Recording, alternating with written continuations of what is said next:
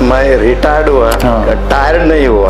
तो इसलिए मैं स्पोर्ट्समैन हूँ। तो इसलिए जितना होता है उतना अपन बच्चों के लिए देना चाहिए। मेरा गांव ऐसा है कि हिस्ट्री में गूगल में भी नहीं है और महसूल में नहीं है। तो वो लोगों ने तो नहीं लाए, लेकिन अभी ये बच्चे आगे चल के गाँव का नाम रोशन करने वाले हैं। दोस्तों, आप देख रहे हैं सच 24 चैनल और मैं आपके साथ आपका दोस्त सैयद जावेद। आज हमारे साथ मौजूद है राधेश्याम जी उइके, एक रिटायर्ड फाइनेंस मैनेजर रह चुके हैं। हम राधेश्याम जी उइके से बात करना चाहेंगे कि वो जो स्पोर्ट्स का जो उन्होंने समर कैंप लिया है, तो उसके पीछे उनकी सोच क्या थी, और एक रिटायर पर्सन होने की वजह से उन्होंने अपने क्षेत्र में एक बेहतरीन कोशिश जो उन्होंने की है, क्या लगता है उनको कि ये उनके समाज के लिए या उस क्षेत्र के लिए कितना प्रभावी पड़ सकता है। उइके सर, आपका सच 24 चैनल में बहुत बहुत स्वागत है। आप ये बताइए कि क्या आपने ये सब्जेक्ट को लेकर ही क्यों आगे बढ़े, और आपका जो रिटायरमेंट का समय है तो आपने समाज के लिए, अपने क्षेत्र के लिए जो सोचा है, तो क्या आगे आपकी सोच है, क्या करना चाहते हैं आप, और किस तरीके से आपने इस इवेंट को कवर किया है? सर, मैं रिटायर्ड हुआ, टायर्ड नहीं हुआ। तो इसलिए मैं स्पोर्ट्समैन हूँ। तो इसलिए जितना होता है उतना अपन बच्चों के लिए देना चाहिए। इससे प्रेरित होके ये एक सोचा कि अपन 10 दिन का सेमिनार इस एरिया में लेना चाहिए और इस काम के लिए लगे, वो भी फ्री ऑफ कास्ट। तो वहाँ बच्चे 4 साल से तो 20 साल तक के लड़के वहाँ पे पार्टिसिपेट किए। तो उसमें पहला तो बैडमिंटन था, running, football, volleyball, kabaddi, yoga, चित्रकला स्पर्धा, हैंड राइटिंग और ऐसे संगीत। और बच्चों को आगे बढ़ाने के लिए बहुत सारा प्रयास किया गया कि वो डरते हैं आगे आने के लिए, खुद का परिचय न दे सकते। तो ये 10 दिन के अंदर सभी को, एक भी बच्चा स्टूडेंट ऐसा छूटा नहीं कि उनको आगे नहीं लाए। और वहाँ पे जो सांस्कृतिक कार्यक्रम हुआ तो गाने के लिए वहीं के बच्चों को तैयार किए जो कभी स्टेज पे आते नहीं थे। तो बहुत ही अनुभव अच्छा रहा कि आगे चल के बच्चे, उनमें कुछ कम नहीं है। मैं बचपन से स्पोर्ट्स में रुचि रखता था, इसलिए मैं सोचा कि रिटायरमेंट के बाद इस एरिया के लिए कुछ करे। चंद्रपुर में था उस समय भी स्पोर्ट्स के, जैसा दुक्काले में छुट्टी, स्कूल के छुट्टी लगने के बाद बच्चों को पढ़ाता था। तो मैं सोचा कि इस एरिया में भी अपने इस एरिया के बच्चों के लिए कुछ तो भी करना चाहिए। तो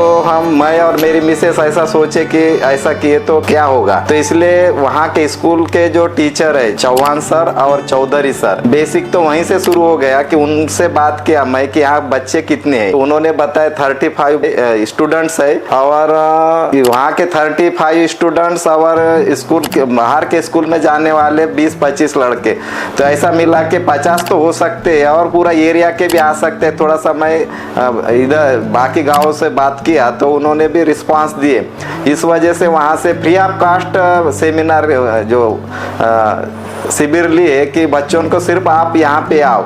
वहाँ पे बैडमिंटन था, running, volleyball, cricket, football, personality development और डांस, जैसा भी भाषण कैसा देना है, और बच्चों को उनके अंदर जो भी क्वालिटी था वो बाहर निकालना था।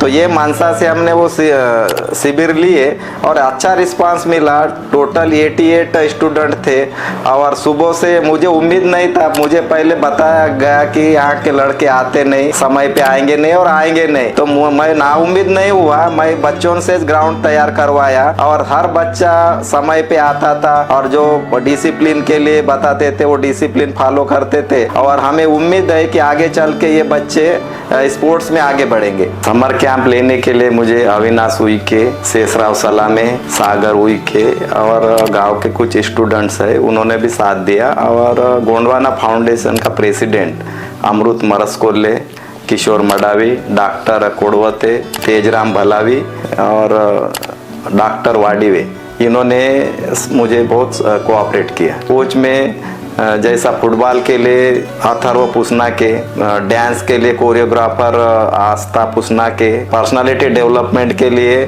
संजय कोड़ापे, हरिश्चंद्र टेकाम, योगा के लिए DF सोनवाने, आश्रम स्कूल बेलदा के HM छपाने सर, पेंटिंग, हैंड राइटिंग और एक्यूप्रेशर के लिए अनिल कुमरे, वॉलीबॉल के लिए सलामे सर ने कोऑपरेट किए, और तन्नू खंडाते और अश्विनी सलामे ये स्टूडेंट बच्चों को कोचिंग के लिए बहुत सहयोग किए। सुबह का शेड्यूल 6 बजे से 8:30 तक है, क्योंकि धूप काला रहने की वजह से बहुत ही ग्राउंड पे धूप रहता था, इसलिए सुबह 6 से 8 8:30 बजे तक के और शाम को 5 बजे से 8 बजे तक के ऐसा प्रोग्राम था।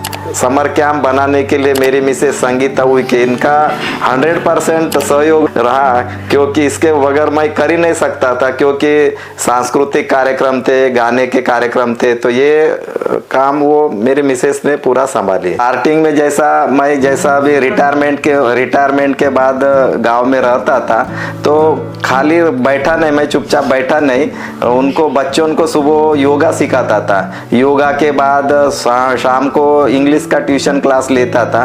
तो मुझे ऐसा लगा कि अपन बच्चों के लिए और ये बच्चे बाकी के जो स्टूडेंट है उनके लिए और कुछ करना चाहिए, तो इसलिए सोचा कि क्यों 10 दिन का अपन समर कैंप रखे, और समर कैंप में सभी स्पोर्ट्स इन्वॉल्व किए जो ये स्टूडेंट देखे नहीं है, जैसा बैडमिंटन कभी तुमेटोला गांव में खेले नहीं है और उनको पता भी नहीं था, जैसा फुटबॉल में क्या होता है, कैसा खेलते हैं, तो ये भी पता नहीं था, सिर्फ इनको कबड्डी पता था और बाकी के गेम्स थे रनिंग वगैरह, लेकिन वाइज उसमें जो भी नियम से चलते हैं, रनिंग के लिए कैसा करना चाहिए, फिजिकल फिटनेस कैसा रहना चाहिए, तो सब वहाँ पे बताया। और मिसेस खास करके जो कराओके के माध्यम से बच्चों को सिखा के उनको आगे स्टेज पे कैसा करना चाहिए, स्वागत गीत कैसा बनाना चाहिए, ताली योग कैसा करना चाहिए, बहुत ही अच्छे तरीके से सिखा। इस वजह से वो कार्यक्रम को और चांद लग गए।